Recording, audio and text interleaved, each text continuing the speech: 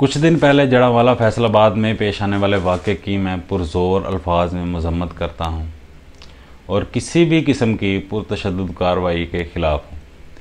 सिर्फ मैं ख़िलाफ़ नहीं हूँ, इस्लाम भी किसी भी किस्म की पुरतशद्दुद कार्रवाई और मार बराए अदालत, कत्ल या इस तरह की किसी भी किस्म की कार्रवाई के ख़िलाफ़ है।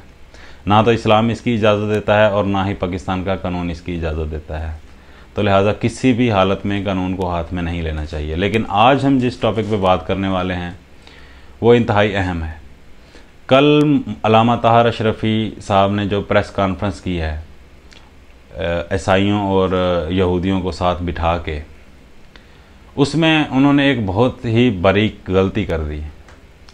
उन्होंने प्रेस कॉन्फ्रेंस करते हुए कहा कि अगर रोज़े महशर हज़रत ईसा अलैहिस्सलाम नबी अकरम सल्लल्लाहु अलैहि वसल्लम की बारगाह में पेश हों और ये कहें कि आपकी उम्मत ने मेरी उम्मत के घर जलाए और मेरे उम्मतियों को नुकसान पहुंचाया, तो हम कितने शर्मिंदा होंगे नबी अकरम सल्लल्लाहु अलैहि वसल्लम की बारगाह में कि हमने ये सब काम किए। तो ताहर अशरफ़ी साहब, आपकी इत्तला के लिए अर्ज़ है कि नबी करीम सल्लल्लाहु अलैहि वसल्लम की बेइज्जत के बाद क़यामत तक आने वाले जितने भी इंसान हैं सब के सब उम्मत मोहम्मद हैं। उम्मत ईसा अलैहिस्सलाम डिसकंटिन्यू हो चुकी है। जैसे ही बेइज्जत मोहम्मद सल्लल्लाहु अलैहि वसल्लम हुई, उसके बाद से जितने भी इंसान पैदा होंगे या उस वक़्त जो थे दुनिया में, वो सारे के सारे रसूलुल्लाह सल्लल्लाहु अलैहि वसल्लम की उम्मत का हिस्सा हैं, ना कि किसी और नबी की। चाहे वो नबी करीम सल्लल्लाहु अलैहि वसल्लम की रिसालत का इनकार करें या इकरार करें, इस चीज़ से कोई फ़र्क नहीं पड़ता।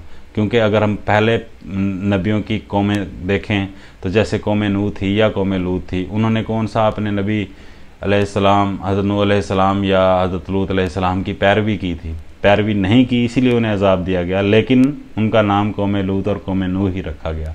इसी तरह क़यामत तक आने वाले जितने भी इंसान हैं वो कौम मोहम्मद में से हैं। और यही रसूलुल्लाह सल्लल्लाहु अलैहि वसल्लम की शान है कि पहले जितने भी नबी मबूस होते थे वो किसी ख़ास कौम या ख़ास खित्ते की तरफ मबूस किए जाते थे, और एक ही वक्त में 3-3, 4-4 अम्बिया अलैहिमुस्सलाम भी ज़मीन पर मबूस किए गए हैं। जैसे हज़रत मूसा अलैहिस्सलाम और हज़रत शुएब अलैहिस्सलाम, हज़रत हारून अलैहिस्सलाम एक ही दौर में थे। हज़रत याकूब अलैहिस्सलाम, हज़रत यूसुफ़ अलैहिस्सलाम एक ही दौर में थे। हज़रत ईसा अलैहिस्सलाम, हज़रत याहया अलैहिस्सलाम और हज़रत ज़करिया अलैहिस्सलाम एक ही दौर में थे। लेकिन शान मोहम्मद सल्लल्लाहु अलैहि वसल्लम ये है कि आप ख़ातमुन नबिय्यीन हैं, आपके बाद कोई नबी नहीं आएगा, और आप सल्लल्लाहु अलैहि वसल्लम पूरी दुनिया के इंसानों पे मबूस किए गए हैं।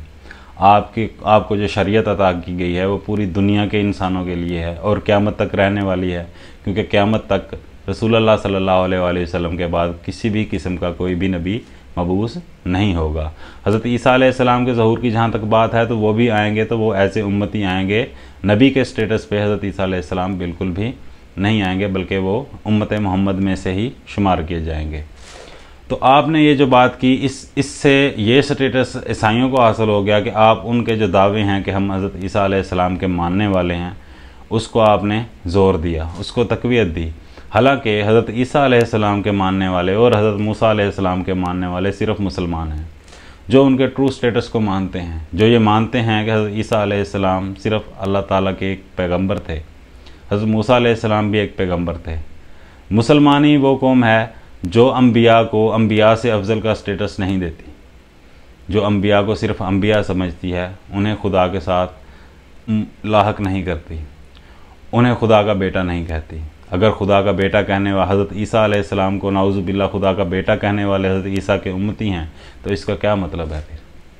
और हज़रत ईसा अलैहिस्सलाम कैसे दावा लेके नबी करीम सल्लल्लाहु अलैहि वसल्लम की बारगाह में जाएंगे, जबकि उम्मत मोहम्मद ही हैं, चाहे वो मुसलमान हैं चाहे वो ईसाई हैं। ईसाई वो हैं जिन्होंने नबी करीम सल्लल्लाहु अलैहि वसल्लम की रिसालत का इनकार किया, और मुसलमान वो हैं जिन्होंने आप सल्लल्लाहु अलैहि वसल्लम की नबूवत का इकरार किया। तो इकरार करने वाले बेशक जन्नत में जाने वाले हैं, और इनकार करने वालों के लिए अल्लाह ताला के यहाँ दर्दनाक अजाब है।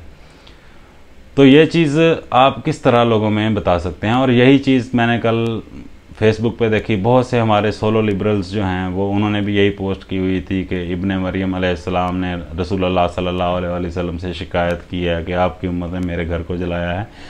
गिरजा घर कभी भी हज़रत ईसा अलैहिस्सलाम का घर नहीं रहा। हज़रत ईसा अलैहिस्सलाम का घर वही घर था जिसमें वो पैदा हुए। बाकी उनकी जो मस्जिदें हैं वो अल्लाह का घर ही शुमार होती हैं।